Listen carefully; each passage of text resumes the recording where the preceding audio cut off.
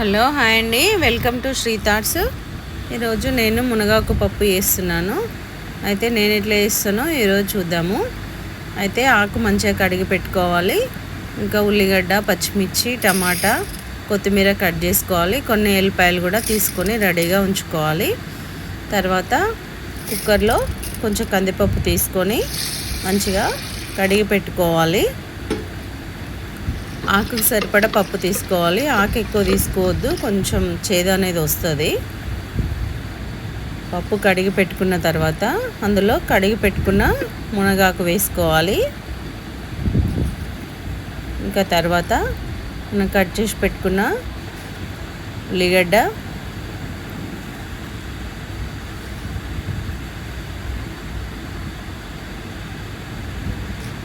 పచ్చిమిర్చి,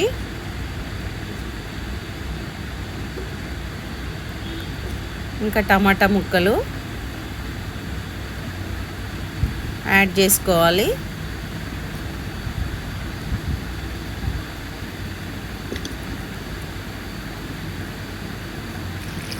పప్పు ఉడకడానికి మనకు సరిపడా వాటర్ అనేది పోసుకోవాలి. తర్వాత కొంచెం పసుపు వేసుకోవాలి. తర్వాత పప్పు ఒక 3 విజిల్స్ వచ్చేదాకా ఉడకబెట్టుకోవాలి.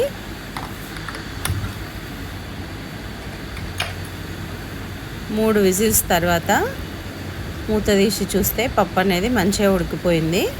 నేను పచ్చిమిర్చి కొన్ని ఎక్కువ వేసాను, అందుకే కొంచెం కారం అనేది తక్కువ వేసాను. కారము, ఉప్పు వేసుకొని ఒక 5 నిమిషంలో ఉడకనియాలి. తర్వాత పోపు అనేది పెట్టుకోవాలి. జీలకర్ర, ఆవాలు, కొంచెం నేను ఆయిల్ తక్కువనే వాడతాను. ఇంకా పచ్చిమిర్చి, ఇందులోనే ఎల్లిపాయలు వేసుకోవాలి. ఎల్లిపాయలు ఇప్పుడు వేస్తే ఫ్లేవర్ అనేది బాగుంటుంది. ఇంకా కొంచెం పసుపు వేసుకొని పోపు మంచిగా వేగిన తర్వాత పప్పులో కలుపుకోవాలి. తర్వాత మంచిగా ఉడికిన తర్వాత కొత్తిమీర వేసుకోవాలి. కొత్తిమీర వేసిన తర్వాత 1 నిమిషం ఉంచుకొని స్టవ్ ఆఫ్ చేసుకోవాలి. మనం ఇందులో టమాటాలు వేసుకున్నాము, అయితే కొంచెం నిమ్మరసం వేసుకుంటే ఇంకా టేస్ట్ అనేది బాగుంటుంది.